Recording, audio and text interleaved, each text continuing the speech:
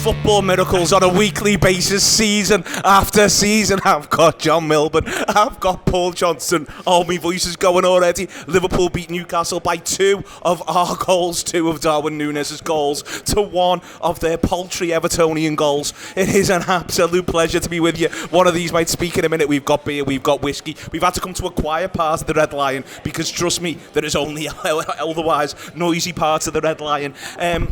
Paul Johnson, It is a victory for wonderful old-style football values. E.g., hang in for dear life. You never know what you're going to get, especially when you've got much more attacking talent than the opposition. And that's what Liverpool do. They hang on for dear life. They make the subs, they make the changes. They know the moment might come, and when it does, he eats those goals up. They are 2 tremendous finishes. Fantastic. I mean, from literally, obviously, from the sending off, almost, I remember looking at the clock at 35 and saying, get to half-time. Obviously, you get them in, you then go there, stay in the game till 70, 75, see what happens, stay in the game, and that's exactly what we were saying, and that's exactly what we did. Without, I think John mentioned when we got in here, without Newcastle, knocking down the door, there wasn't many chances where you think we've got away with one there. They hit the post. Yes, the post. Okay, that one was was probably the closest they came, but you just want to stay in the game till 70, 75, make some changes, like what happened, and then, as you say, for Darwin to come on and the 2 finishes. At the moment, I'm just in this euphoric state. When you want to sit and watch it tomorrow, the finishes are absolutely fantastic, and I genuinely don't believe I'm sitting here. John, you said before, you're doing the post-match pint, you think, we're 1-0 down with 10 men, there's only one way this is going to go, and to be sat here now with a 2-1 victory, that whiskey tastes ever so good. It is. The goals, the mad thing about the Darwin Núñez goals, John, is that if I was to ask you to draw Darwin Núñez goals, you draw those 2. Yeah. If you sort of know what I mean, that's exactly what he's about. It's exactly what he does so brilliantly. He's got so much pace, the ability to push on with it. There's a little hint it might come when there's the one that, if anything, he controls too well earlier on.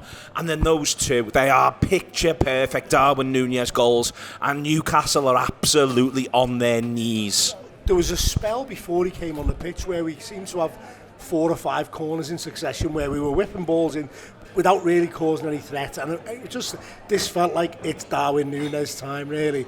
And if we're going to have a chance, we need to bring him on. And you're right, we brought him on, and he miscontrolled it, and he didn't cover himself in glory. But there was a bit of a smell in the air. Liverpool, I think stats came on the screen, and he was saying that Liverpool had something like 20% possession in the second half, and all of a sudden it just felt like we'd had a little bit of controlled possession, a little bit of controlled aggression, and it then became Darwin Núñez time, didn't it? And it was just absolutely beautiful.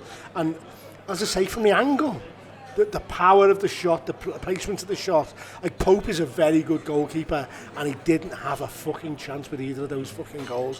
What a fucking footballer. And I think there's been a lot of people being I wouldn't say Darwin Núñez doubters, but kind of But there's fears that we've got a weak squad, and I think in certain parts of the team that's probably true. But up front, I don't think there's a club in this division who's got a sniff of having anything like the attack that we've got.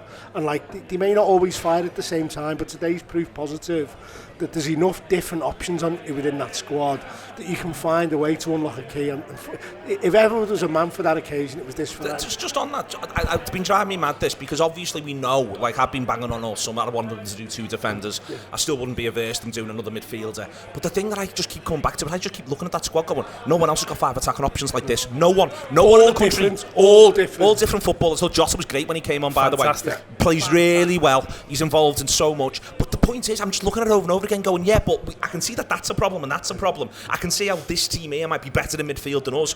But we've got 5 lads who are brilliant at kicking it in the goal or creating opportunities. And this today's a really good example of that, isn't it, John? You just hang on in a game, and if you've got attacking talent, you can win the game. If they had the attacking talent we had today, they'd have won 3-0. 100%. And I think we're all prone to occasional cowardice. I mean, we start getting into our own minds. We start talking ourselves down. We start catastrophizing because Virgil's gone off and Trent's not having a great game and blah blah. All these things, and you say, well, the sky's falling in.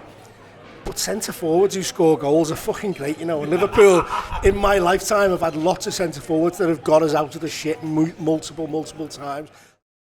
YouTube Press the button, become a member of the Anfield Wrap from the heart of the city of Liverpool. The best way to enjoy all your Liverpool-based videos, everything you need, every single day. It is the Anfield Wrap.